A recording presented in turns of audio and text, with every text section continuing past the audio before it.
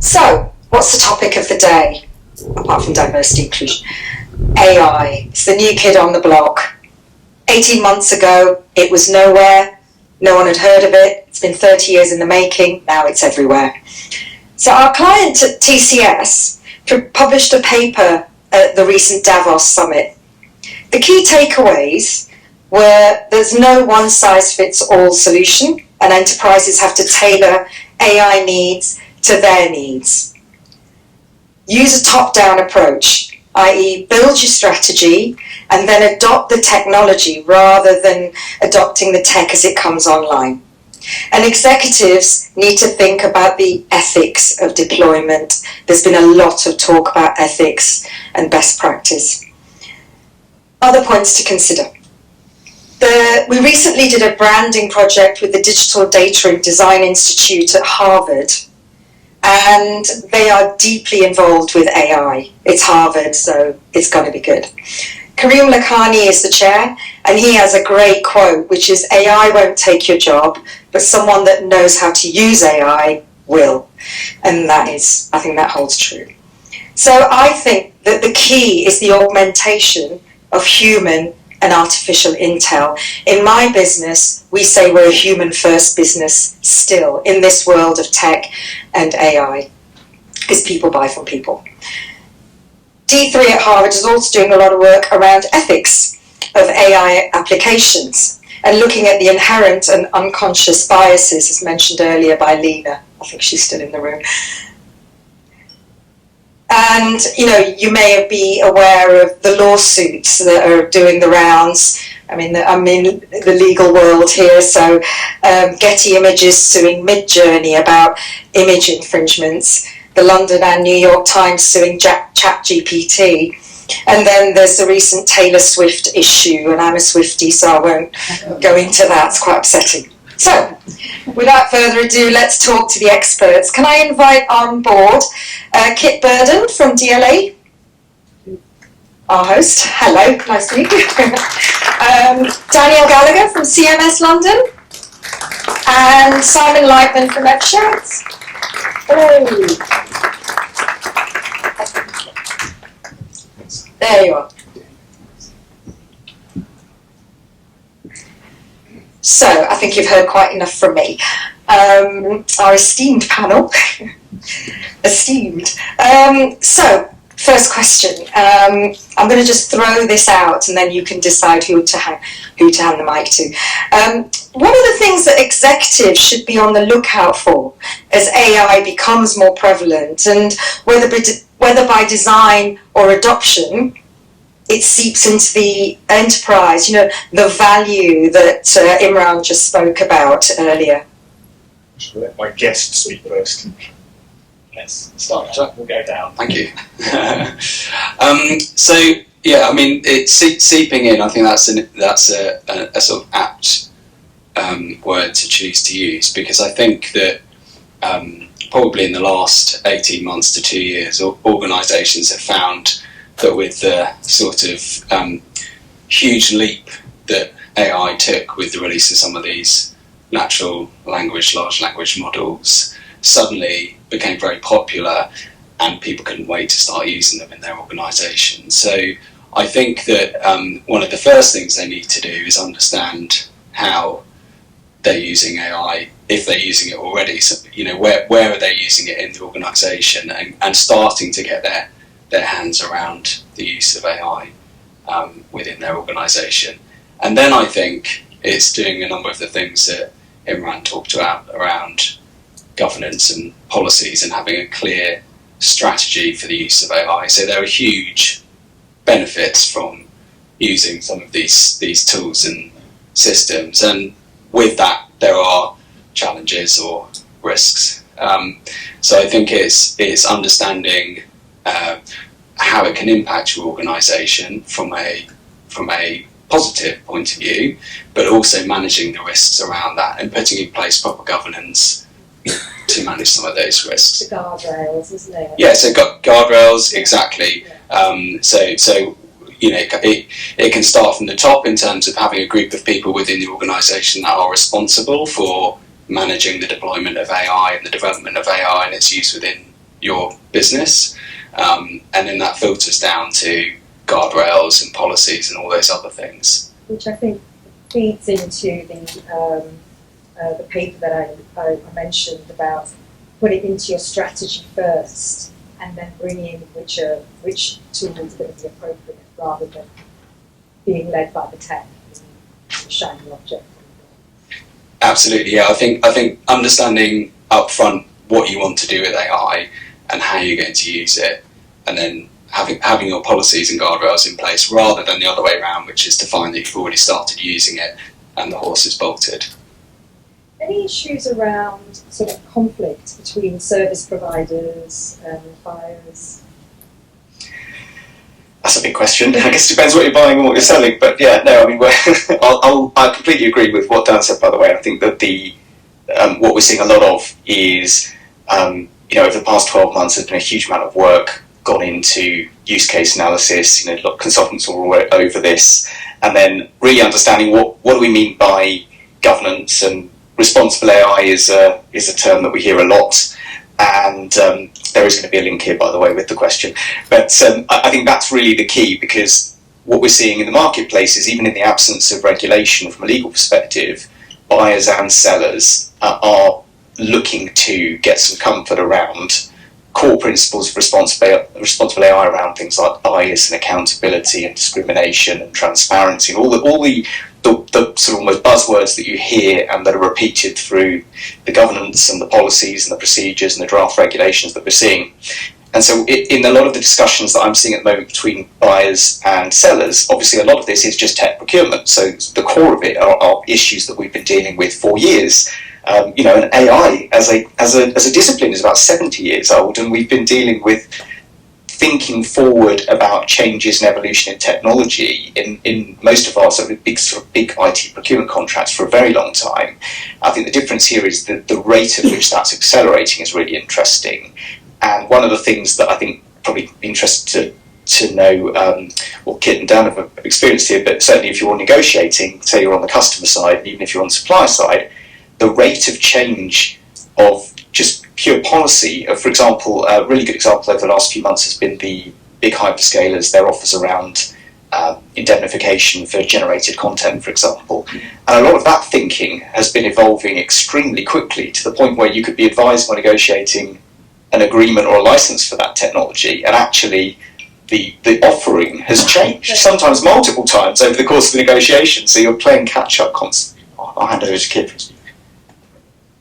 So, at the risk of doing the thing that lawyers very rarely do and agree with each other furiously, let me just endorse everything that's just been said.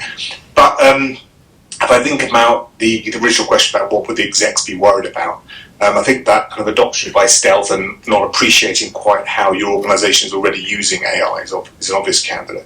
But I think it's also a fundamental reappraisal of some of your assumptions as to risk and benefit that procuring solutions and services that have been enabled by AI is going to entail. So some simple examples would be, you may have had services which previously were provided predominantly by human beings and having certain service levels and responsibilities tied to that. But human beings make mistakes in certain ways, and that's where you've set the balance of risk and reward associated with that. But AI makes very different mistakes. It may, if it starts to make mistakes, it will make them repeatedly, 24 hours a day at great pace and without ever falling asleep and without ever realising it's making a mistake. And that's a very different risk profile to when you've got human beings making mistakes. Likewise, in terms of cost, if you were taking a long-term contract, historically, if India came on the scene, labour arbitrage gave a step change in terms of the cost that could be taken out of long-term services arrangements, and that was obviously part of the driver for the growth of the offshoring industry in India. But I think we're going to see the same thing now in relation to AI.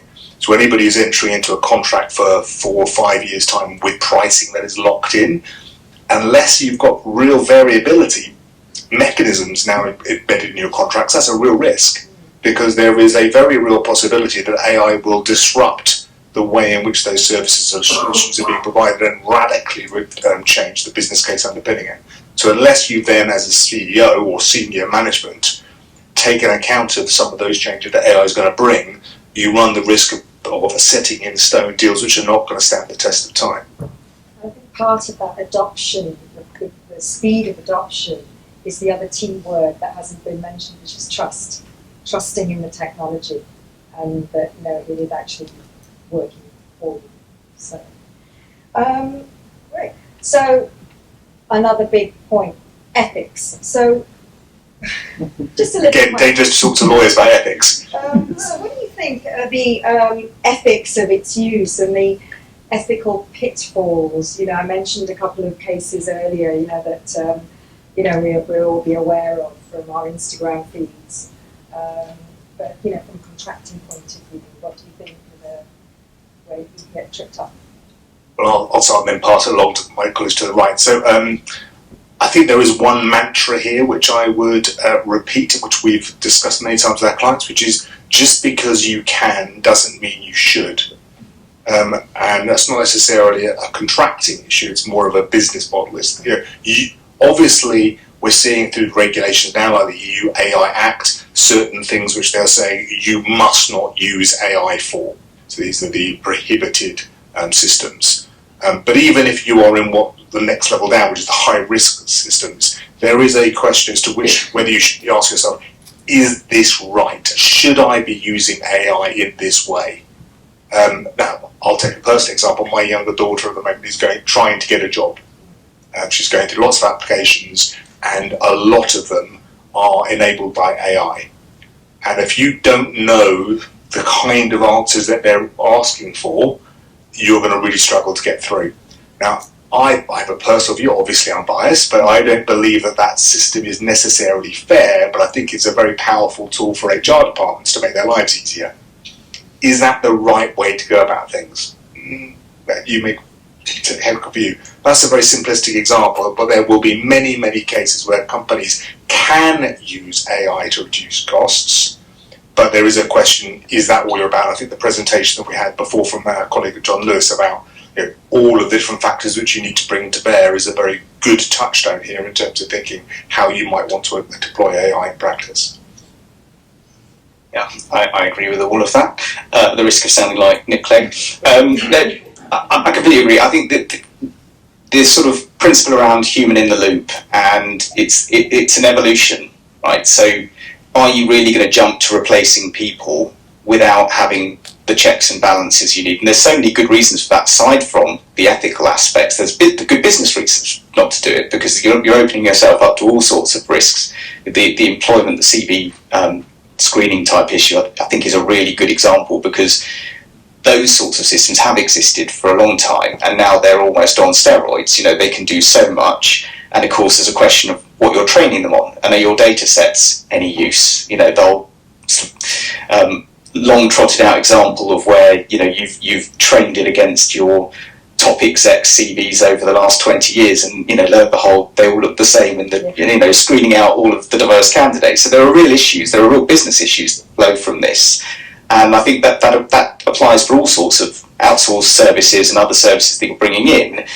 How far down the track do you rely on those? At what point should you have a human saying, is this right? And I think even in sort of day-to-day services, I think the good approach that I've seen a lot of clients take is using this and thinking of these things as tools, not necessarily replacements, but that kind of, without saying co-pilot TM, but it's that kind of it's an additional tool to help someone do their job, but that person is still ultimately accountable, another responsible AI term, for the outputs and for the services that are being performed. And I think and this is why I think it's become so important in conversations, and we're seeing it increasingly in RFPs for services, that customers are saying to the suppliers, what are you doing from a responsible AI perspective? Because they're also, I think, thinking with a view ahead that actually if you're complying with a lot of those core principles, and if you've got a good story to tell, as and when more detailed regulations come in, be it the EU's AI Act, or in the UK, if we take a sectoral perspective,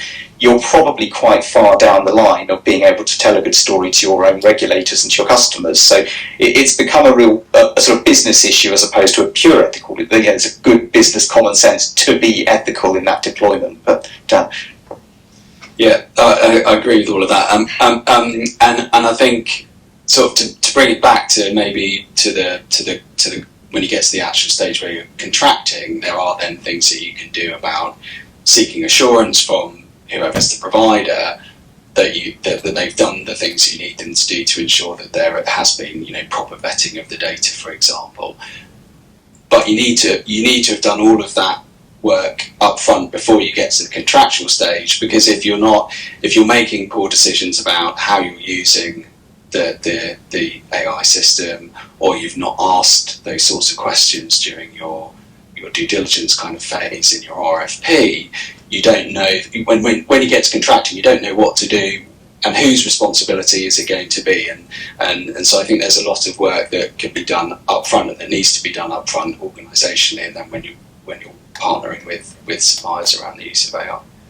I mean, a lot of it is on the prompts, isn't it? So, learning how to have appropriate prompts so that you're then not, or you're aware of that, when in my business, when we're looking for images, if I look for a doctor, or my creative is looking for a doctor, you will get a white middle-aged man, and so that's the inherent bias, and your doctor will probably be Indian, and probably. So those, biases are there, but it's sort of working around it, and that's where I think better extended humour. So on that, and we're all learning about it, what's the best practice that you've seen in the legal world? I'm not sure it's legal. So obviously lawyers all over this. This is the gift that keeps on giving. Thank you, regulators. I think I would say that the best practice I've seen from a customer perspective, people that we've advising, is people who've got ahead of the game. So taking the EU AI Act as an example, that's not new. I mean, it hasn't actually come into force yet, but the nuts and bolts of this have been known for a long, long time. So there's one organisation I work with, is a very large technology company, who 18 months ago were saying, assuming that this is going to come into effect and it is going to impact us, what do we need to be doing? Because they were already thinking about what they were developing or solutions they were going to be embedding or integrating with AI, and therefore knowing that they were going to need to comply and not therefore wanting to have to retrofit something when the Act eventually came into force. So their EU AI Act remediation actually began 18 months ago, and they are now very well placed for when the Act comes into force, because they're pretty much already prepared. They've already got transparency, traceability, human involvement, appropriate data sets embedded in their processes and their sign-offs, and with an auditable trail to be able to establish it. So that's my best practice. Organisations really got their heads up early. I'd add to that, actually, one of the things that we're seeing a lot of that's also come out of the EU AI Act and the various iterations is people making sure they understand what their role is in that ecosystem as well. So I think the term, I don't even know if it's still operator, it wasn't operator last time I saw it in the EU Act, but there are different obligations, responsibilities, depending on whether you're actually developing the thing, whether you're deploying it, whether you're putting it in front of end customers, and actually just trying to work through where you sit in that ecosystem is in itself a really helpful exercise, because from a contractual perspective then, it really helps to set the scene. What am I doing? Am I really responsible for compliance with an act like the EU AI Act? Am I directly regulated? We've seen already lots of back and forth in terms of sort of standard customer clauses that are already coming out, and supplier ones that really just try and address things in a very black or white manner. You, my supplier, will make sure that I'm compliant with every aspect of all regulation that ever touches AI, which of course is a very difficult thing, to put it mildly, for any supplier to sign up to, and yet they are seeing clauses like that. So doing that diligence and understanding what is the reasonable landing point, what is the reasonable allocation of risk. If you've got a good story to tell, whether you're the customer or supplier, I think when you get to those negotiations, or when you get to responding to the RFPs, you're just that more well placed. Effectively, you've got a good conversation to have, as opposed to starting off in a very adversarial. I'm over here and you're over there, and we're going to butt up against each other. Yeah. So apart from the sort of understanding your position with respect to some of this new regulation, I think examples of best practice I've seen from organisations around the use of AI include also, as an organisation, making sure they've got appropriate structures in place and understand who's responsible for AI, for making decisions about the rollout of AI development, AI projects that are being begun, and have processes in place for people within the organisation to follow when they start thinking about procuring an AI system or developing an AI system. So I think having good governance structures in place. Now, I've worked with a client who, like Kit's example of someone who wanted to get out there in front of it, because the AI Act has been in various draft forms for a long time, so it's not going to change a great deal when it gets finalised. That have tried to get out there in front of this in terms of organisationally deciding, well, who within the organisation, and it's a group of people, and there might be people from the legal team, so that could be multidisciplinary, so people from commercial technology, from IP, from data privacy, from the procurement team, making them responsible for AI within the organisation, and then having clear documentation around policy, strategy, what your use cases are that are for you as an organisation high risk. There's high risk and prohibited in the regulatory sense, but as an organisation, these things for us are high risk. Anything that uses personal data, for example, will have to go through a level of governance that's above, some other use case.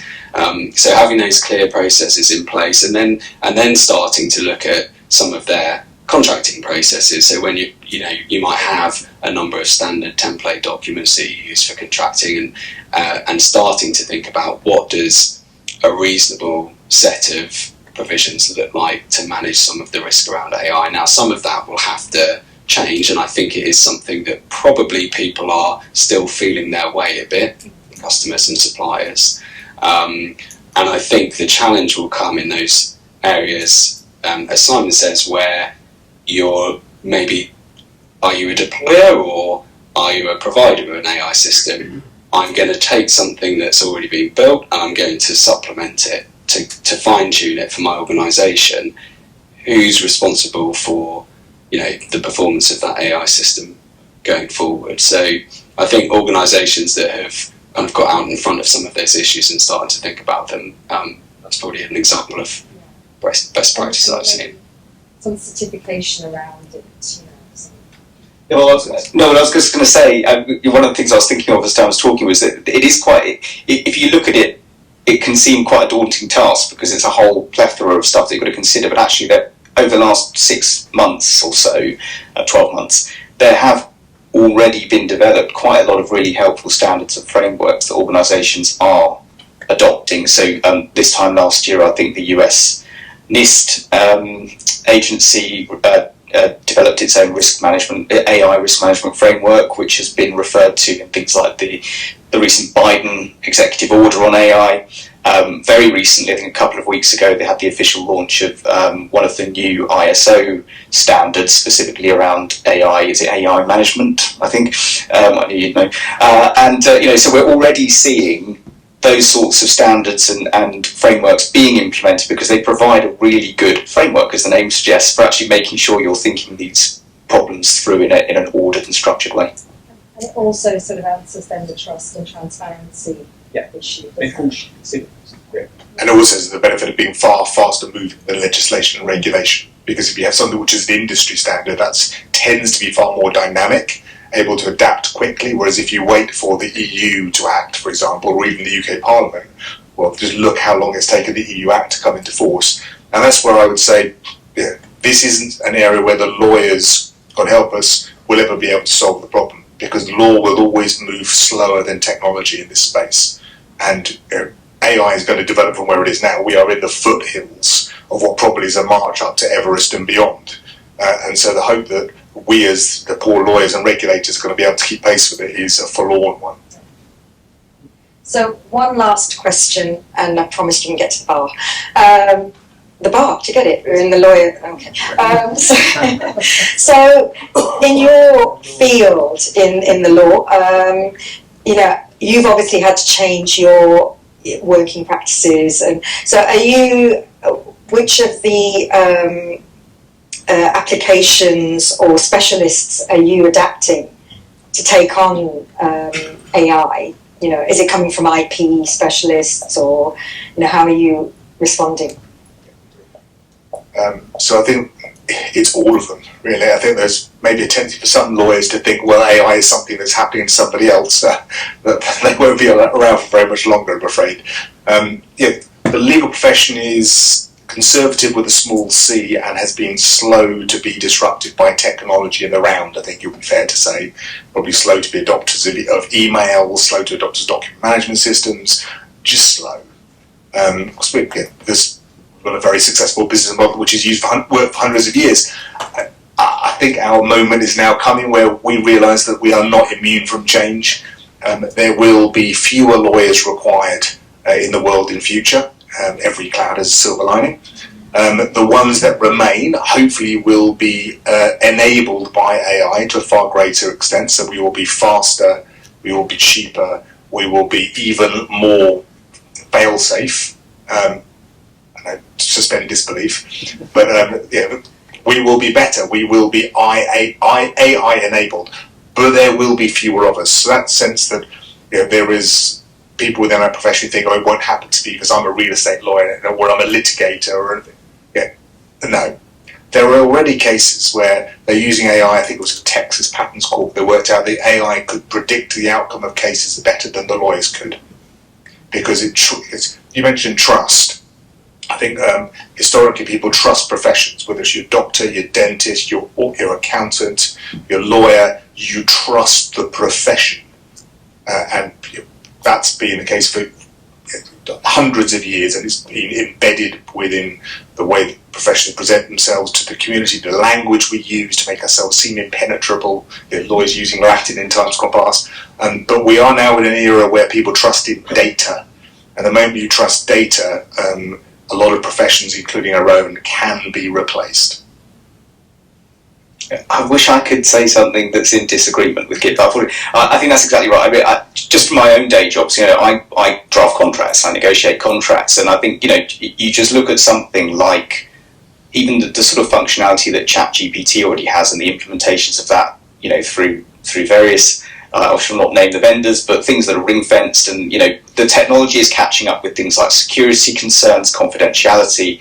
So the tools are already there to start using. They're only going to get better and better. And I guess to your point, Kit, I mean, I have heard other lawyers saying things like, "Well, I've tried out this ChatGPT, and actually, it did it all right, but there were some mistakes, and it's never going to replace me." But that's what it is this year, and we're going to have ChatGPT 5, probably by the end of the year or whatever, and it will accelerate exponentially. And so the people that are not sitting there thinking, "How can I use this tool to do my job?" And so I'm sitting there thinking, well, actually, this should be doing 90% of my drafting. What I should be doing is telling it what I want this clause to look like, and exercising my experience and judgment, which is what people hopefully want to pay me for, to then say, yes, that works, or tweak it. But that takes away a huge amount of time from my day job. I mean, obviously I'm just thinking it from my own perspective, but almost every profession, I think, including lawyers, will be impacted.